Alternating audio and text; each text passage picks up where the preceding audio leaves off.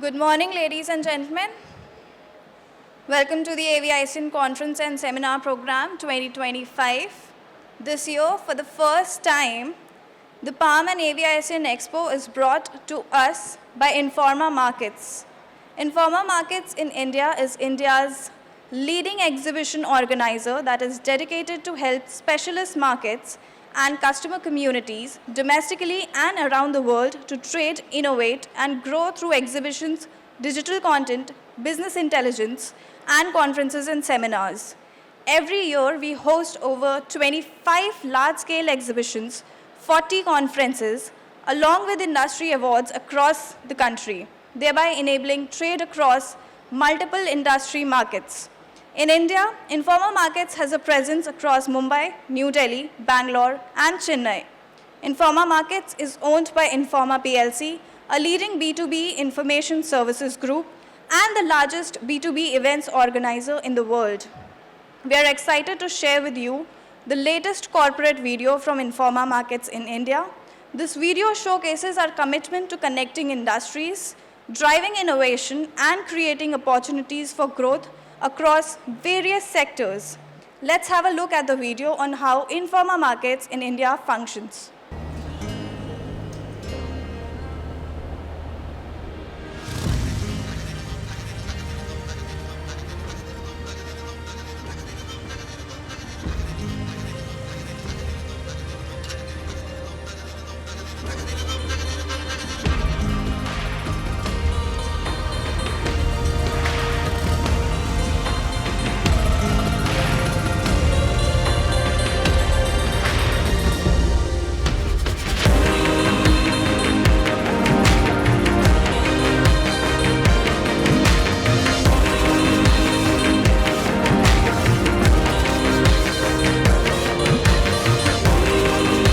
Join a universe of opportunities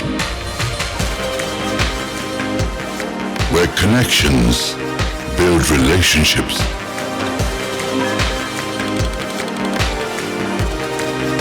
bringing endless possibilities. And every step you take is towards a brighter future.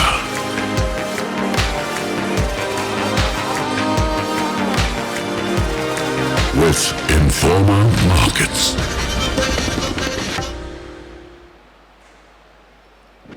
Well, that was wonderful, wasn't it? As we embark on a day filled with innovation, insights, and cutting-edge technology, we will begin with a thought-provoking panel discussion titled Interactive Screens Transforming Corporate and Educational AV Landscapes. Hello everyone, hi, good afternoon. First of all, thank you AVICN for giving us this opportunity to discuss on a very interesting topic, which is interactive screens transforming corporate and educational AV landscapes. I would like to thank my fellow panelists as well for being a part of this session. I am sure we'll have a great session. And so before we begin, I would just like to say that the AV industry is definitely undergoing a transformation wherein we are seeing adoption of a lot of interactivity for engaging the customers and even at the education segment for the students as well. And we are seeing a lot of dynamic improvements in the technology that we're going to use, overall experience, and experience is a key point here. So, but before we begin, I would like to ask, first of all, the big question. How big is the market for this? What's the current market size and the growth potential that you guys are seeing in this? Pankaj, if you could maybe put some lights on that. Yeah, to answer to that question, first of all, I would like to thank AVICN team also for inviting us here. Now, coming to your question, how big is the market? If you ask me in one word, it is too big. Right. And currently at a penetration level, we are still at a very entry level. Correct. Just in terms of giving you some macroeconomics, see there are two different segments we are covering here. One is education and the second one is the corporate market. Correct. But education right now is too big considering the adoption level at the corporate. Education is too big currently. And yes, government is also pushing its mainly the central government's push to and the initiatives what they have taken. Because of that, it is growing at a very high speed. And now coming to the overall market, just if we take the K-12 schools, the count is too big, almost 15 lakh schools we have in India. Correct. And it is only schools. Correct. Now we have first grade to 10th grade. Now we have sections, A, B, C sections. Correct. Now you can do the mathematics. It's too big. Yeah. Now when we say corporate, maybe yes, it is compared to the education, it is still slower pace, but because the cost difference has also come down between the normal commercial displays and the interactive, now people in the corporate segment also go in. But when we say compare between both,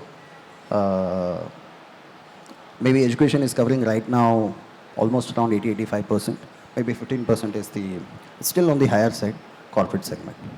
On an average, we are consuming about 4 to 4.5 lakh quantity every day. India is consuming. Just India. And we are still at 9% penetration. Okay. So that shows there's a pretty big market for that. Yes. And we have still not touched the colleges and the No. education segment in the universities and the colleges level as well. No, not yet.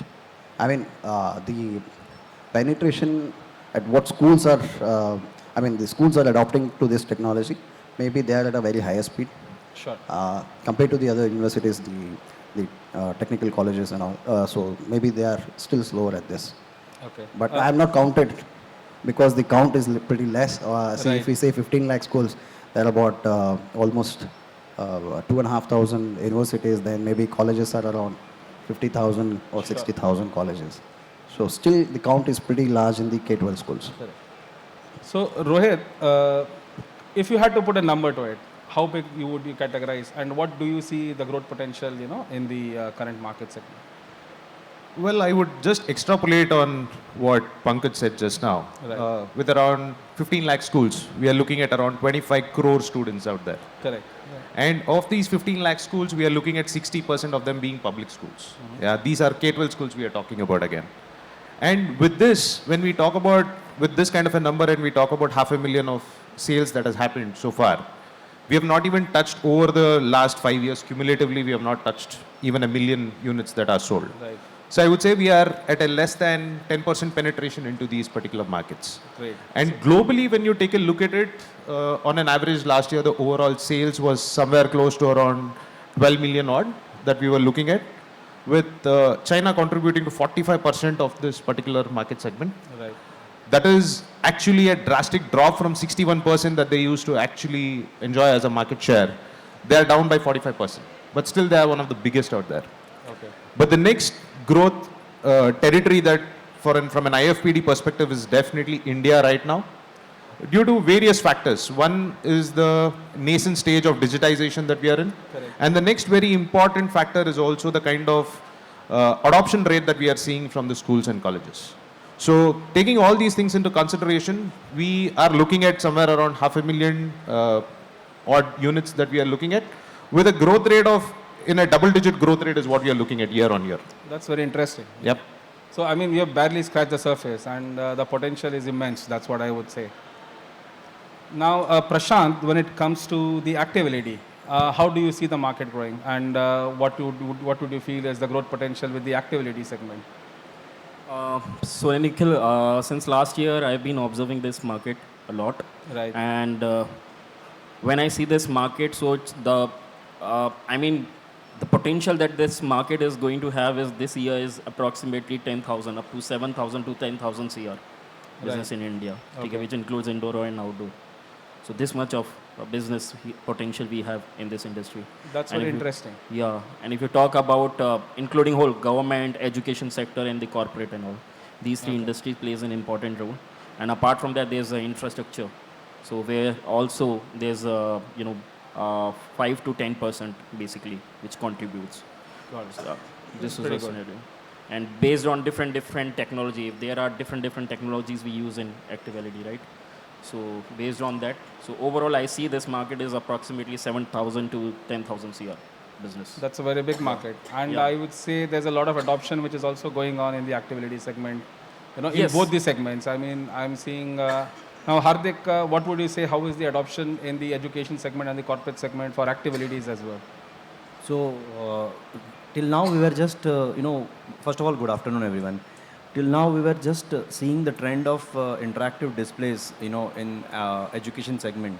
Correct. With the active LED getting the same feature, with technology emerging from SMD to COB and GOB, we have now an option of interactivity in activity as well. Correct. So it is it is going to be a game changer now. We need to look wait and watch how active LED can play a major role with all-in-one sizes available with a range of 108 and onwards. Correct. That's going to be one big game changer. Especially with the larger, I would say, the classroom, the auditorium style classrooms coming into picture, especially at the university levels, I would say that's a pretty, interesting, change.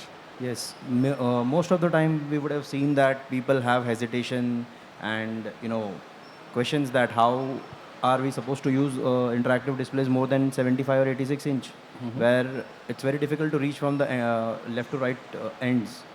However, the screens are more, if you can see, the trend has changed from 65 to 75 and now it is going towards 86 as a minimum market trend.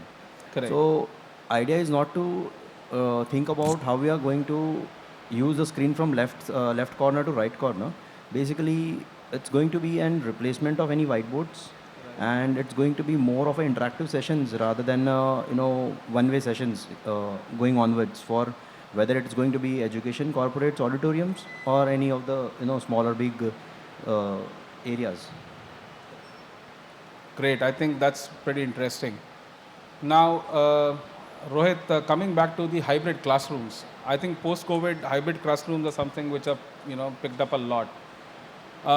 What do you see the potential for hybrid classrooms in the corporate segment? Because there's a lot of learning in corporate as well, and people are trying to bring in hybrid classroom technologies to train their I would say the entire workforce, etc. Because even technology keeps evolving, so the teams need to be trained, and hybrid classrooms play a very important role.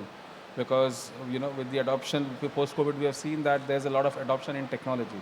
Now, how do you see evolution of the hybrid classroom in the corporate segment? Now, that's a very interesting take on how this interactive displays will make sense out there. Primarily, largely, interactive displays have been looked from a corporate perspective as a meeting room tool, as a meeting room device. But learning and development rooms, which are coming up right now, as you rightly said, work from home and hybrid work and hybrid classrooms are here to stay. So they are not something that we'll see in the future, that's the present at this point of time. And any major corporate at this point of time, their success or failure of their particular workforce is how well equipped they are with the new upcoming technology. And with the kind of conditions that we are seeing out there on our roads, irrespective of which city we come from, the travel time taken to reach a destination can be utilized to learn during that same time. So the time that we waste on road can be effectively utilized to, productively can be utilized. So here is where your interactive displays plays a very, very large part, because where interactive displays are coming into the picture is where we are replacing the interactive whiteboards and we are replacing the projector-based systems at this point of time. So basically, you're digitalizing all the, the entire learning experience.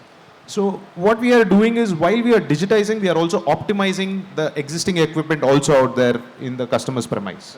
Because interactive displays, the beauty of this particular product and the technology is that it works very well with the existing systems. You don't need to do a complete overhaul of what you have. Let's just say you have a PC already installed in your classroom. You'll be able to use the same PC along with the display. The display will give you the interactivity. So that gives you the best of both worlds, where your machine is secure, at the same time it's giving you interactivity. And the person who is actually attending this particular class is getting an in-class experience at the same time. So I would say you're getting the best of everything. You're saving time, you're saving money, and the best of best is the scalability factor is right up there. Pankaj, how would you see this coming up in the hybrid classrooms in the education segment? What do you see the potential for this? Yes, even likewise in corporate segment, maybe it was pre-COVID also, the concept was like it was like a connected classroom or a collaborative environment. This was there pre-COVID also. But in the education segment, this has come post-COVID. In fact, where earlier in the education it was believed the teacher has to be there in front of the students and that's how they have to learn. But now, post-COVID, I think almost every schools were off for almost 2 years, 1.5 years, 2 years.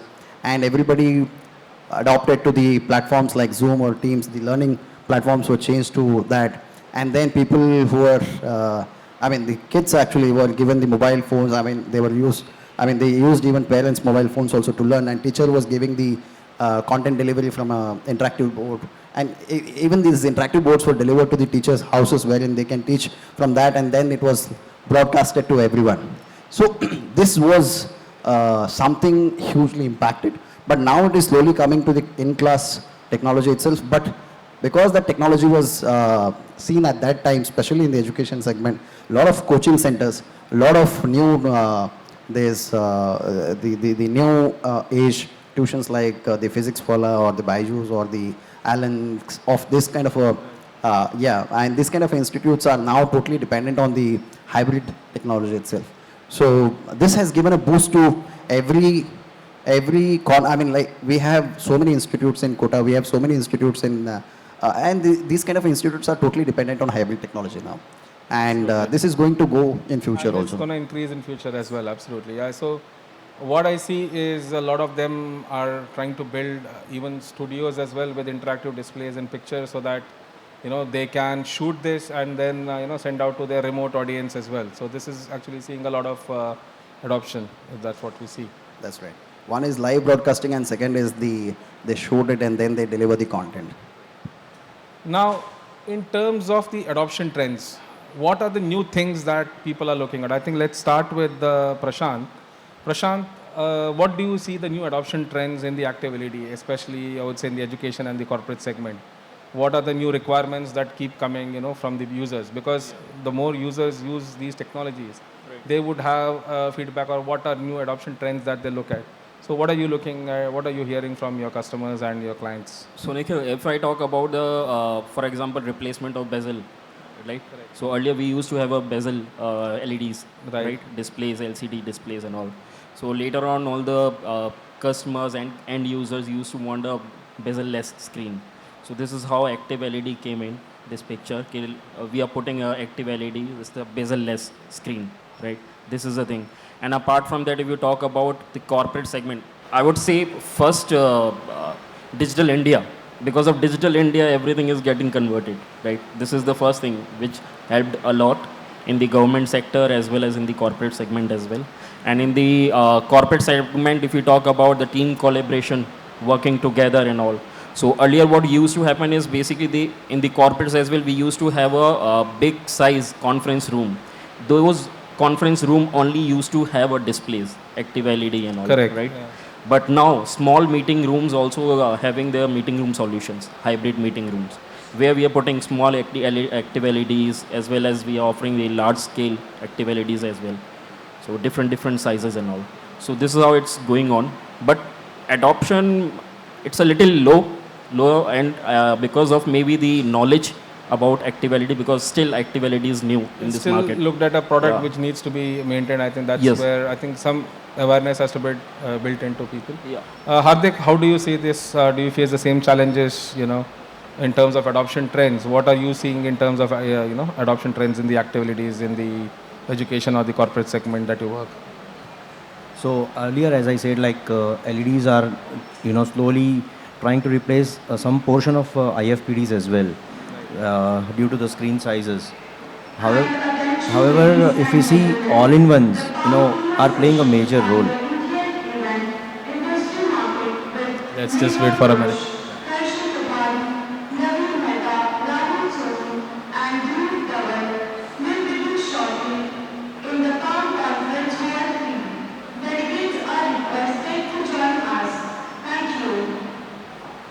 Sorry for the disruption. Yeah. And since we see that education is slowly adopting, IFPD or active LED over IFPD, but then if we see that is not the trend which is common as of now. It's still going to take some time. Technology is maturing, from SMD to COB and GOBs. There is still a lot of confusion for the customers in understanding COBs and GOBs. There's a lot of acronyms for customers to understand. I mean, for us for us being in the industry, we are at least able to relate to a lot of these acronyms. But when we talk to customers, generally, they don't understand a lot of these acronyms, and they often get confused which is the right solution for them. Correct. That's absolutely true. And apart from that, then we have some lot of land border issues. There are a lot of Chinese players which are still there existing, and that's really confusing for the customer to pick and choose from. Hence, there is some kind of maturity still required in this industry, and probably it will take some time to get this things matured. However, when we talk about corporates, they have quite, they are quite aware now that what exactly they need to go for. They are also getting more and more awareness from vendors. And I mean, yes, we are just going through the phase shift probably as of now from from IFPD to active LED. So that's going to be interesting. Both the markets are going to be parallel enough. Yeah, they are parallel. I think depending on the size, both go hand in hand. Yes. So that's going to be more, interesting to see how the market is going to react for next 1 year. Right. So I see a lot of adoption and a lot of requirements for Make in India, in the education segment especially. So what are your thoughts on that, Pankaj? I mean, in terms of, say, Make in India, how are you planning to address it? In fact, I would be very happy to address it because in India, I think right now we are the only one who are making in India, and we do have the factory at the CKD level. But this has to come, a lot of players has to come in this segment. All these days, and first of all, thanks to central government who introduced the duty structure also into it. Otherwise, all these days it was at 0%. So why people would put up money to put a factory here, invest so much? It makes much more sense to just import. Yeah, in the last budget, February, Finance Minister announced an additional duty structure and also an increase in the GST structure, which is helping for the local manufacturers. And because here, as Rohit said earlier, 60% of the K-12 schools are owned by government, public schools. So for a lot of their tenders, government is making it mandatory to use the products which are made in India. So definitely, since here it's a very large market, and a lot of people has to come still. But some people have already started the manufacturing at the SKD level. I'm sure in coming days people will also do it at a CKD level. And we take pride in saying that right now we are the only one at the CKD, but I'm sure in coming days a lot of people will come. But right now still 80% of the components are still imported. But over a period, maybe someone has to start first. Over a period, yes, of course, a lot of local components would also be sourced here. And a lot of infrastructure would be built around it so that we can make majority of the product here, localized content also. That's great. That's great to hear. Rohit, how about you? What do you think about Make in India? What are your plans maybe for the Make in India segment? I would second whatever Pankaj said so far, because Make in India at this point of time, we'll have to look at it from a broader perspective. What is happening around the globe is that there is a lot of tariff wars that are being imposed on lot of countries at this point of time. And geographically and with respect to the external affairs, we are at a position where we are in a favorable trade terms with most of the major markets out there. So what this does, Make in India, which was sort of a key word for made in India for India, it's going to be made in India for the globe going forward. So what we are going to see is the cost of these particular products come down drastically. Let's just wait.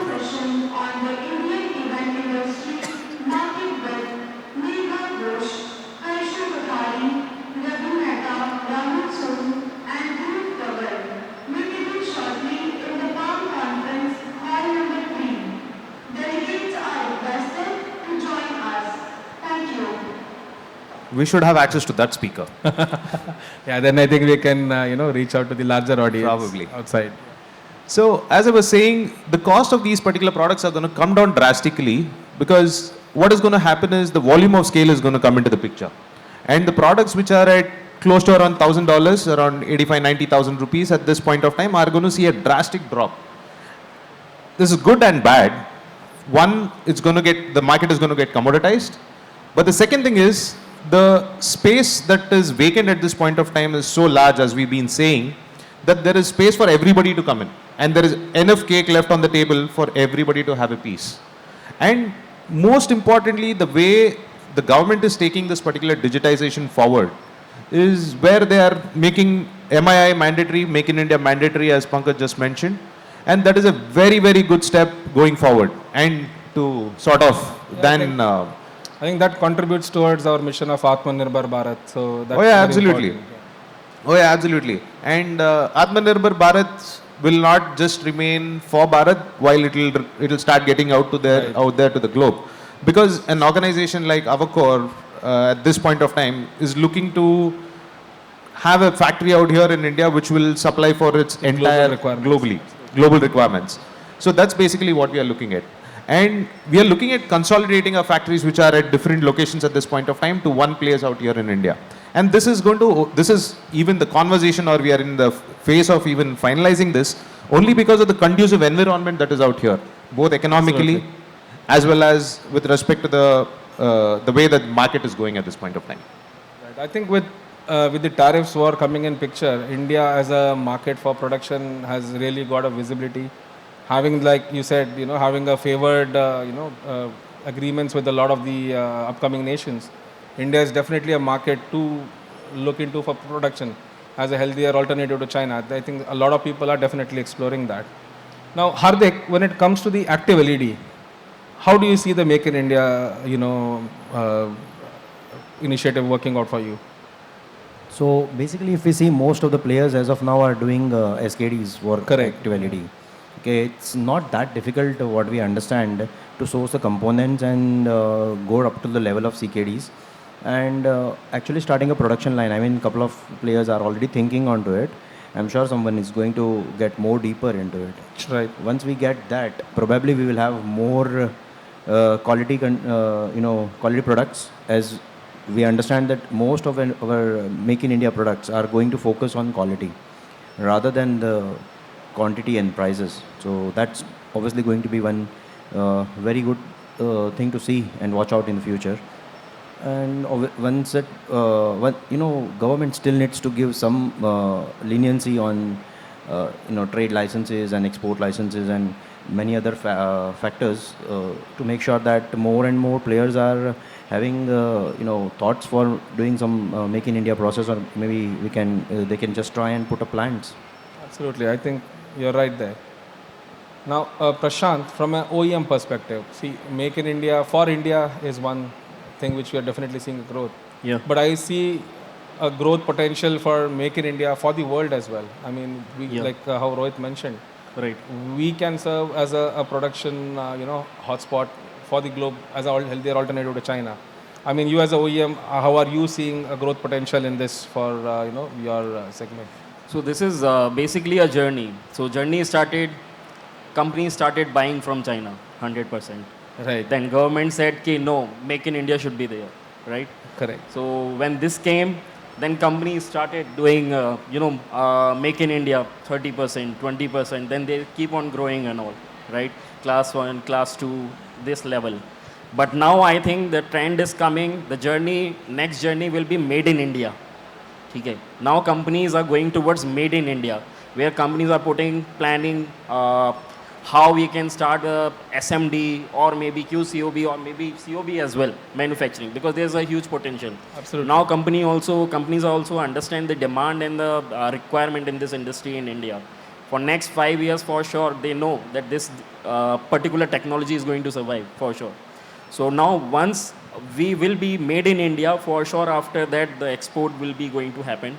And once we will start, then for sure Middle East and Europe market and US market are completely open to us. Absolutely. As compared to India versus China, so all these regions and countries are very happy to buy from India, for sure. Absolutely. I think that makes a lot of difference, even especially with the tariffs, etc., coming into picture as well. Right. For sure. Now, you want to add If something? I may add a point here. When we talk specifically of interactive displays, the total addressable market, we have catered to less than 10% at this point of time. Absolutely. And of this overall 10% of the addressed market, what we have, I would say there is sub 5% of made in India product available at this point of time. So when you extrapolate this and you look at the overall potential out there, I would say for the next 5 years, we should look at nothing else but interactive displays out here. Absolutely. Because just the sheer business opportunity that is existing at this point of time, we would be looking at it. Because what is also interesting is we were talking about public schools. Pankaj briefly touched upon the higher education institutes, universities. They are growing at an annual rate of anywhere between 28 to 29% year on year. That's the incremental higher education institutes that are coming up. Both government aided, government as well as private. So when you look at it from this perspective, this is going to be a vertical climb for the market, and all of us are braced for it. Especially, and I think the Indian market, the adoption of technology is very high. Because I've spoken to quite a few people. I'm working with a tier 1 education institute, and they happened to visit some foreign universities, and they said the amount of adoption in India for technology, especially interactive screens, etc. It's very high, and the global counterparts were surprised that we are able to use such high-end technologies in India in our classrooms, and that's something I see which is definitely going to grow as well. One point to add here. I was talking to some of the ODMs in China as well. As Rohit said, we are growing at a very high speed, but still we are at sub 10%. Correct. Almost 9% near to that. US consumes about 7.5 lakh, wherein India is at 5 lakh currently. 4.5 lakh to 5 lakh. Correct. But by 2026 or 27, end of 26 or 27 mid, it's projected that India will cross US market in Absolutely. this particular, I'm talking only about the education segment, and it is projected that India will cross US consumption. So that is something at that speed particularly we are growing at. And it's not 12% or it's not 10%. It is because the awareness is increasing, because of which, and government is also pushing for the digital education. Even the boards, CBSE boards are pushing for it with their various schemes like Samagra Shikshan Abhiyan, because of which this penetration or the adoption level is increasing. And because government schools or public schools are using it, and it has become a competition to private schools to use. I was just coming to that because I had got basically an ad from my daughter's school that we have started implementing interactive displays in all our classrooms. So it's become a USP for these the education segment to showcase that we have started implementing interactive technologies for adoption. I think that's something which is really heartwarming to see, so that we see a lot of technologies. Today these boards have come to Anganwadis also. Absolutely, yeah, absolutely. Now, another interesting topic, I would say one of my most favorite topic of the session. In terms of technology and innovation, what do you see coming up? I think AI is a buzzword which we hear almost everywhere. How would you see AI and innovation? Innovation is, I would count AI as part under innovation. How do you see technological advancements coming in? I'll start with the active LEDs first. How do you see the technological advancements and AI coming in picture for active LEDs?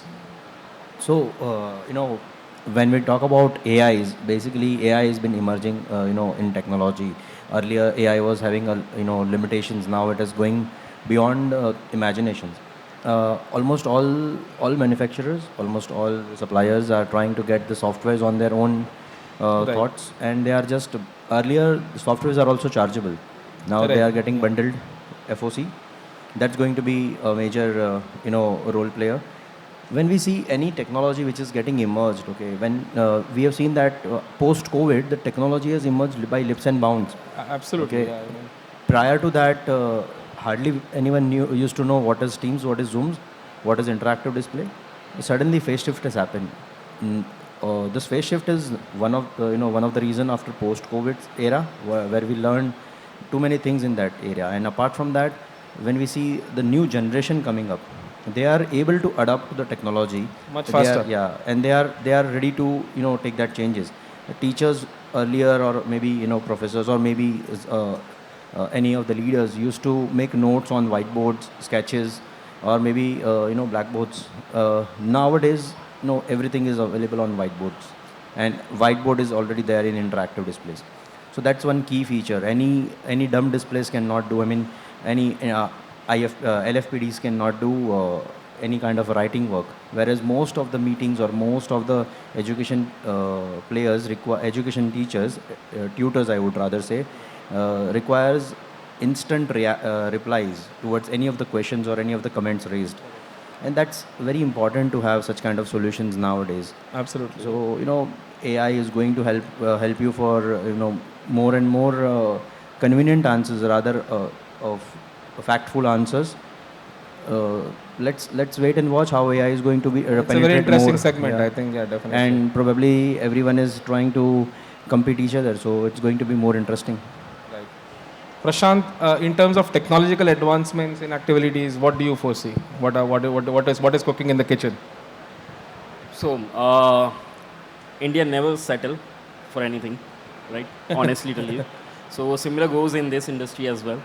So right now, since the time active LED started working, so technology advancement where every company is working is towards reaching that pixel pitch which is we are using at home. I think the pixel Right. pitches are shrinking every year. 0.2, Every event that you go, 0.2, you right. see, there's a small panel, 0.4, 0.3. Right, It's exactly, shrinking. exactly. Every year, I think we just wait and watch, okay, what is it going to be this year? Exactly. And this is where I think all the other companies are working on to reach that particular pixel pitch. And then apart from that, the packaging technology. So as much as we are going to reduce the pixel pitch, so we have to make a strong packaging. So for that, different packaging technology is coming up. Like after COB, MIP came. So Correct, MIP yeah. also, which is first generation. The second generation come. Once the second generation come, then we'll move to some other generation. Right. Those other things going to happen. And apart from that, as Hardik said, I just wanted to add one point in AI. Like for example, AI, if you talk about AI, I think AI will find a way to use display for sure. Absolutely. For sure. And apart from that, if you talk about one of the technology advancement that what we have done in active LED interactive displays is this. Whiteboard or chalkboard was a tradition earlier, right? But we don't want to move that. But how to add active LED along with that? Oh, So okay. what we did is basically we connected our all-in-one solution with whiteboard or chalkboard. So whatever you're going to write it through on chalkboard, so it is going to save and it is going to write it on this The actual LED. Oh, all very in one nice. as well. Very So this nice. is the kind of advancement, this is the kind of AI that we did. That's very unique. Yeah.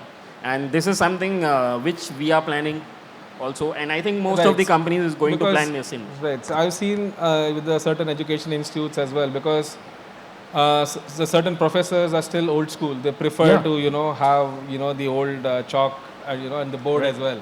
Right. And they are for technology, but at some times they still want that old school feel of writing on a board as well. Right, I think exactly. it's good to keep tradition alive, but yeah, at the same time we need Right, to right. move forward with the technology. And apart from that, UV certifications, low blue light, and all those whatever Right. required for the eye care or perspective. Right. So those are the things I think usually all the companies used to take care of. That's great. That's great. So Rohit, yeah, I know you're very keen to get into this engine. Yeah, let's hear from you. Yeah. The thing is, that was a very interesting segue that you took into chalk and talk, into the way the teachers teach and the way the pedagogy is built in there. What we saw was the reluctance to adopt to the technology, not because they did not want it. They were not well versed with it. Absolutely. Yeah. Because the UIs were not simple, the touch technology was not up to the mark until maybe 5 years back. And the users, the teachers, want to use the optimum time of 1 hour class only for studying.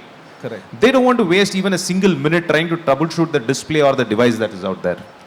Because of this, whenever you saw the display not being up to the mark, the teacher used to revert to the classic chalk and talk approach. Now with interactive display technology is at a stage where the teacher is able to do the chalk and talk on an interactive board. So they are getting the experience of using a blackboard or a green board on a digital board. That's where we are going.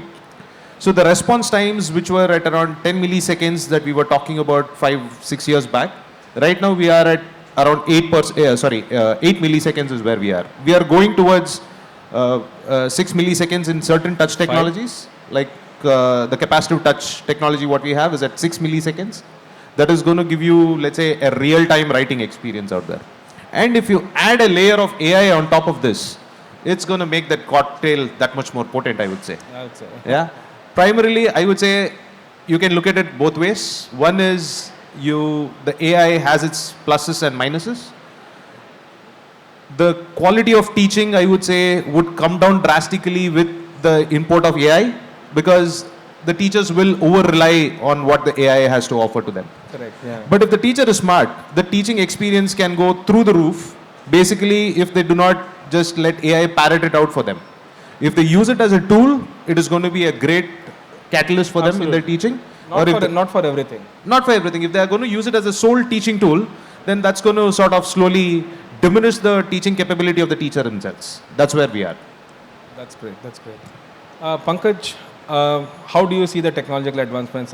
You discussed about your factory, and I'm not sure whether you can disclose a lot of things, but I would just like to know what's cooking in the kitchen for you, and how do you see the technological advancements in the IFBD industry? There is nothing to hide, first of all. Yes, of course, one is the hardware advancements, because you also mentioned there are certain teachers till they want to go with the old school type, because they don't see this technology as comfortable to them. But now having more ease of operation, the UI being very simplistic, and also because there are a lot of sensors this is a touch technology, right? When you touch, you need to make sure how exactly to write. Exactly. But now having the palm rejection, there are a lot of technologies have come, and this is going to grow here as well. Because of which it feels like, and Rohit also mentioned, that the reducing the response time from 8 seconds to 6 seconds, and of course 4 seconds will come in future, so 4 milliseconds.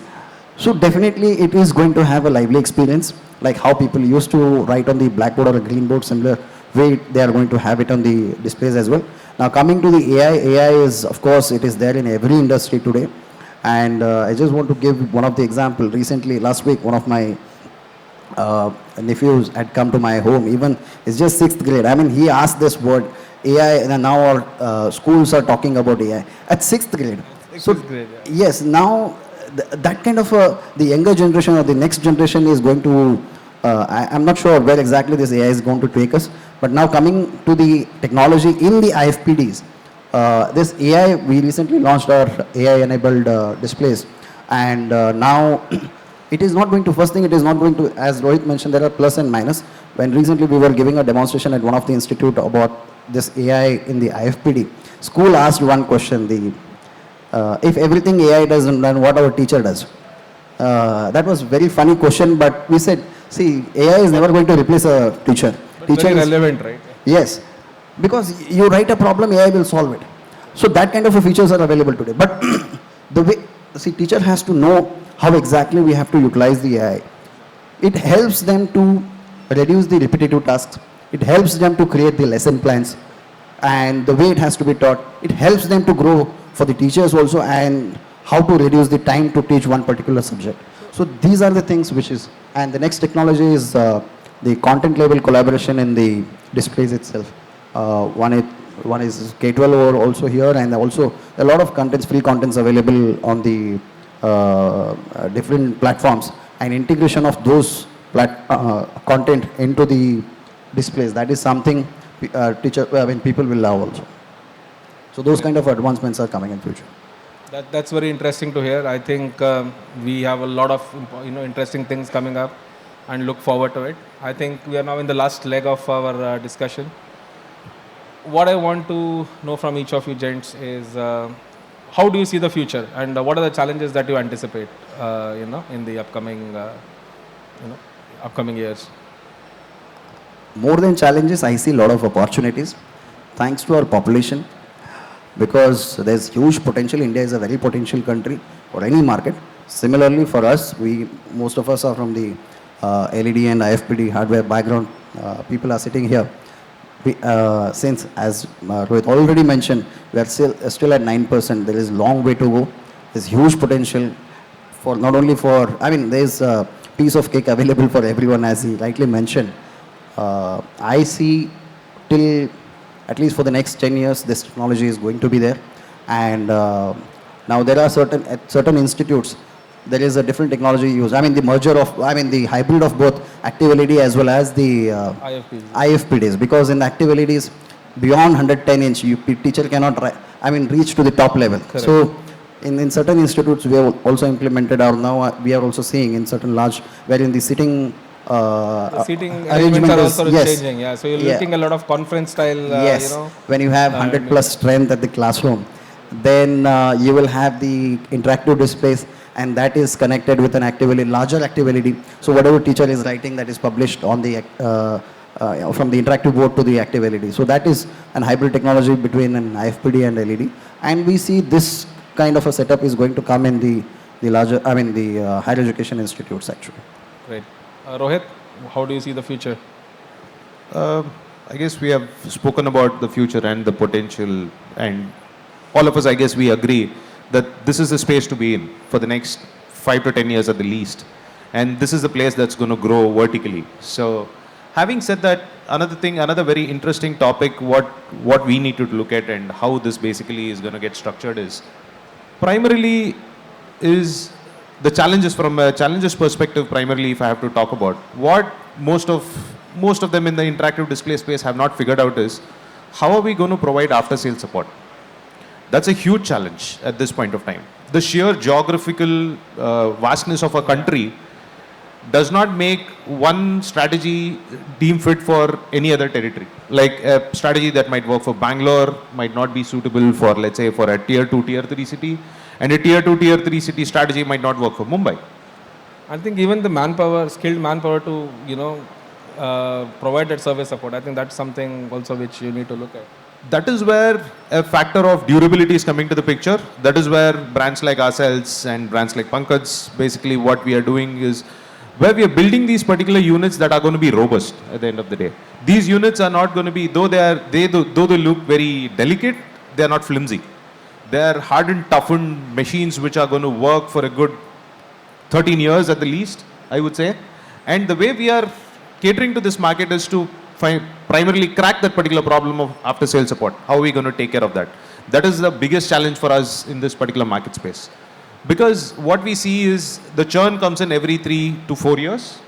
And before that, if it is a forced churn, that is going to, I would say, bring down the particular brand value by several notches.